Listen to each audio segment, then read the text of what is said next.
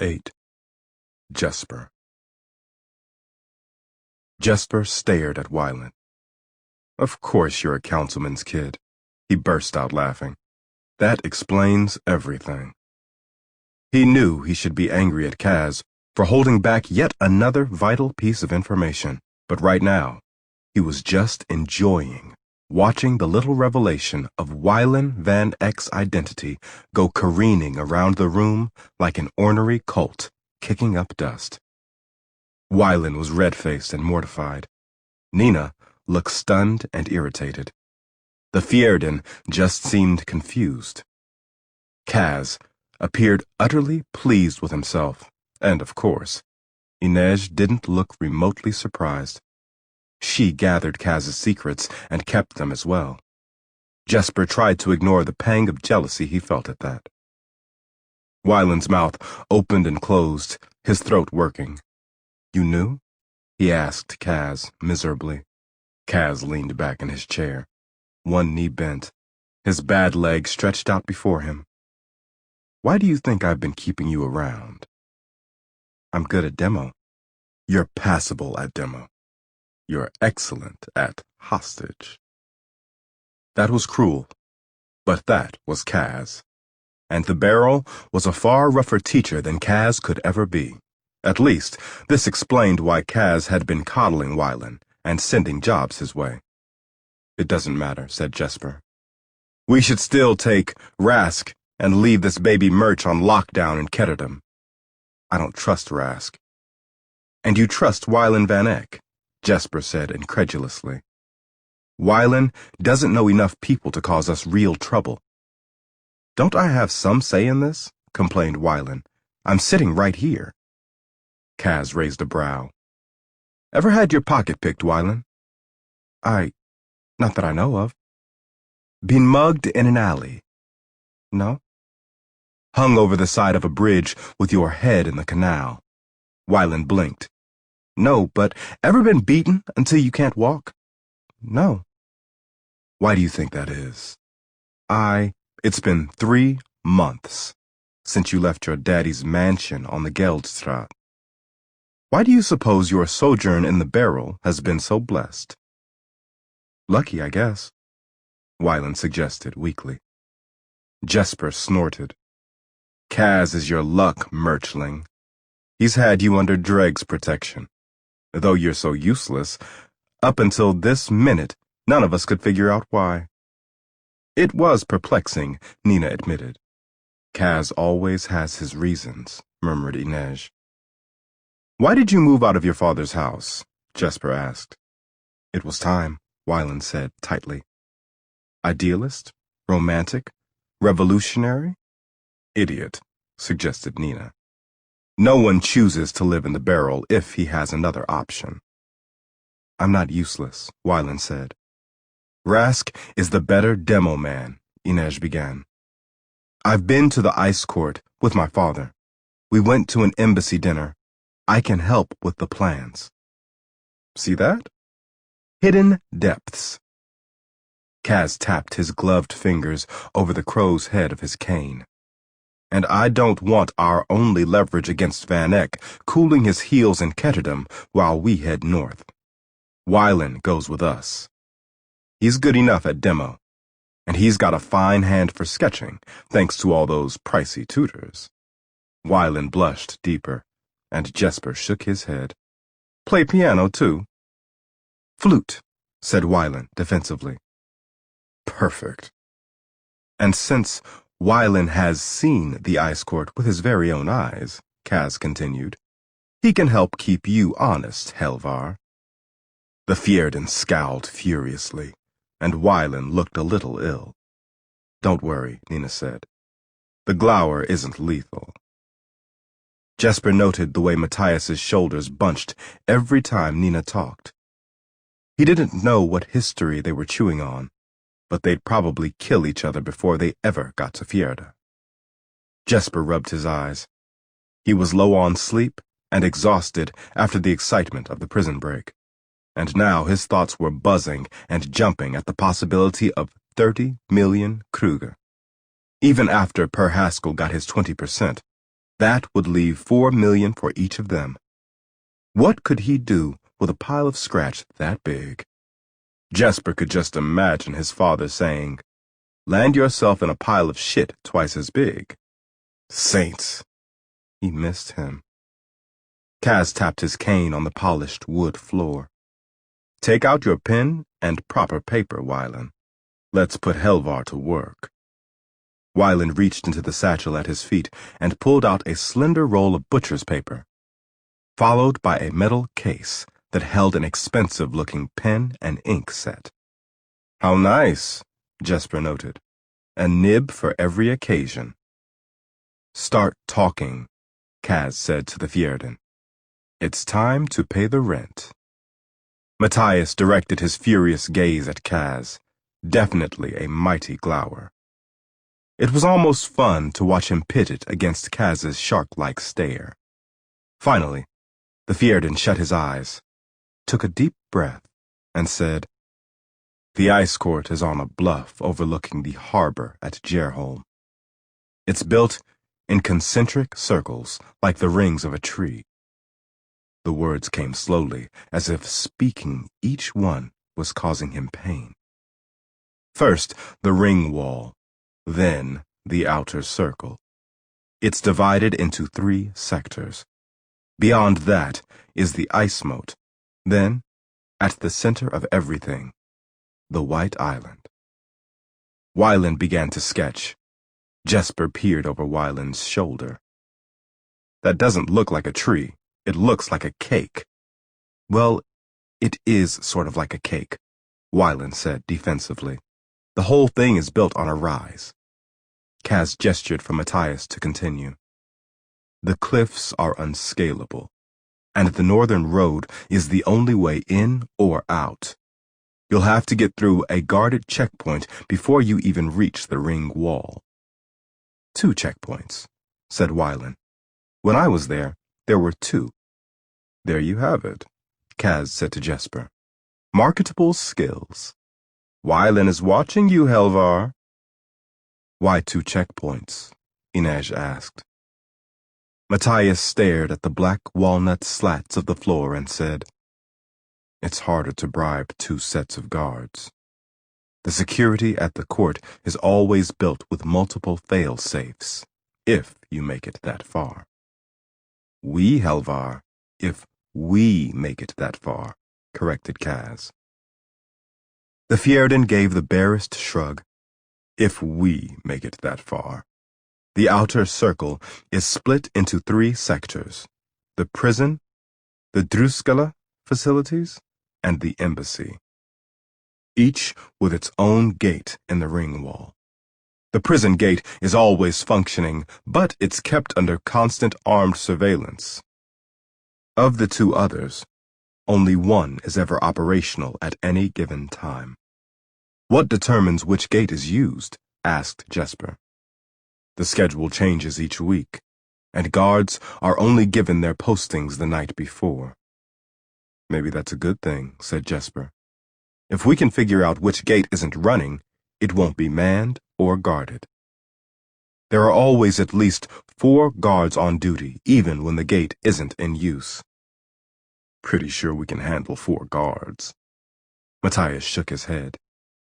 "The gates weigh thousands of pounds, and can only be operated from within the guardhouses. And even if you could raise one of them, opening a gate that isn't scheduled for use would trigger Black Protocol. The entire court would go on lockdown, and you'd give away your location." A ripple of unease passed through the room. Jesper shifted uncomfortably. If the expressions on the others' faces were any indication, they were all having the same thought. Just what are we getting into? Only Kaz seemed unfazed. "Put it all down," Kaz said, tapping the paper. "Helvar, I expect you to describe the mechanics of the alarm system to Wylan later."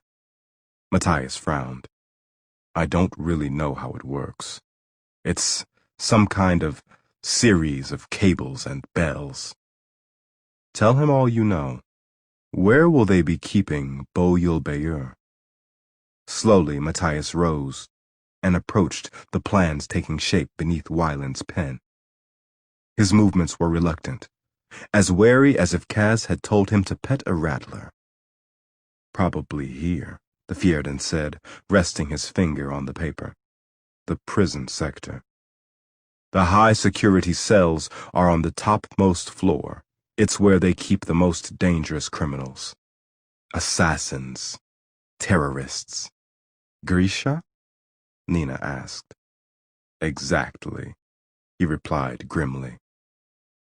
You guys are going to make this really fun, aren't you? Asked Jesper. Usually, people don't start hating each other until a week into the job, but you two have a head start. They cast him twin glares, and Jesper beamed back at them. But Kaz's attention was focused on the plans. Boyul Bayur isn't dangerous, he said thoughtfully.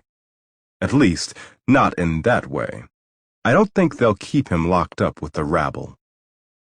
I think they'll keep him in a grave, said Matthias. Operate on the assumption that he isn't dead. He's a valued prisoner, one they don't want falling into the wrong hands before he stands trial. Where would he be? Matthias looked at the plan. The buildings of the outer circle surround the ice moat, and at the moat's center is the White Island, where the treasury and the royal palace are.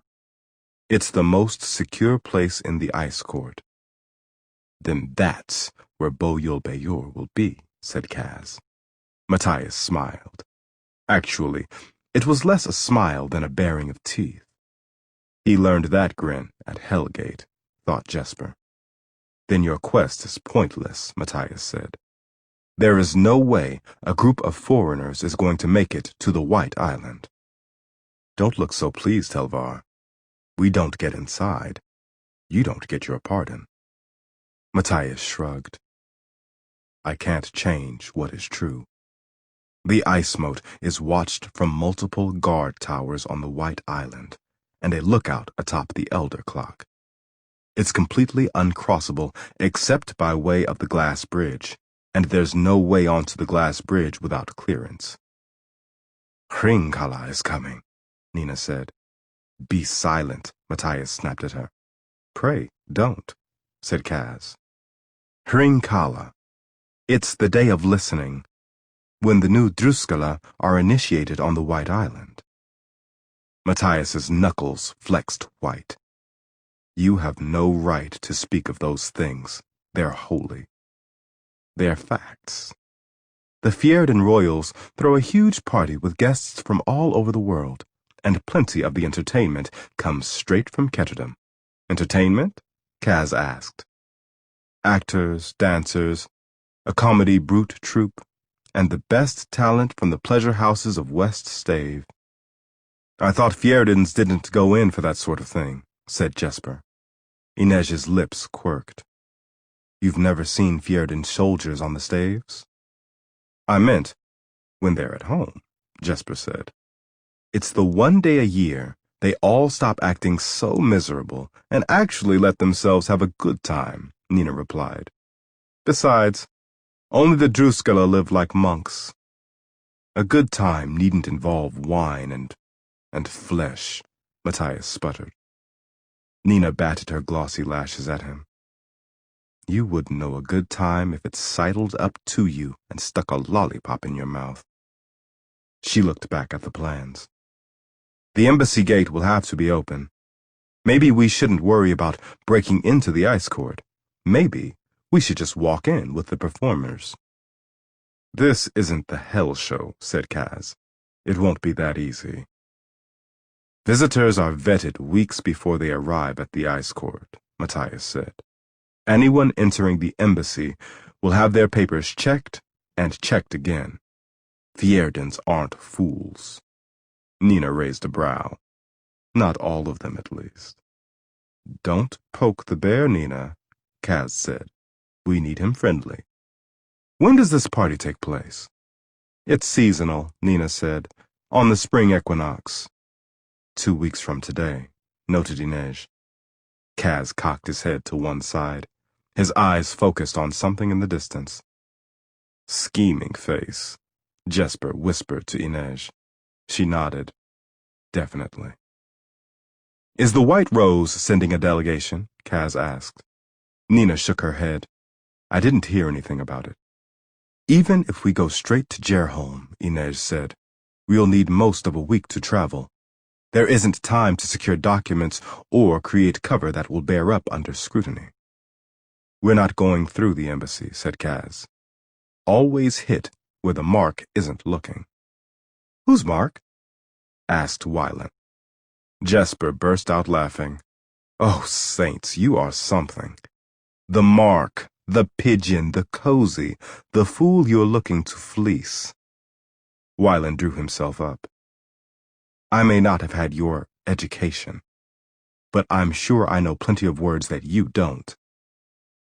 Also, the proper way to fold a napkin and dance a minuet. Oh, and you can play the flute. Marketable skills, Merchling. Marketable skills. No one dances the minuet anymore, grumbled Wylan. Kaz leaned back. What's the easiest way to steal a man's wallet? Knife to the throat? Asked Inej. Gun to the back? Said Jesper. Poison in his cup, suggested Nina. You are all horrible, said Matthias. Kaz rolled his eyes. The easiest way to steal a man's wallet is to tell him you're going to steal his watch. You take his attention and direct it where you want it to go. Hringkala is going to do that job for us. The Ice Court will have to divert resources to monitoring guests and protecting the royal family. They can't be looking everywhere at once. It's the perfect opportunity to spring Boyul Bayur. Kaz pointed to the prison gate in the ring wall. Remember what I told you at Hellgate, Nina? It's hard to keep track of all your wisdom. At the prison, they won't care about who's coming in, just anyone trying to get out. His gloved finger slid sideways to the next sector.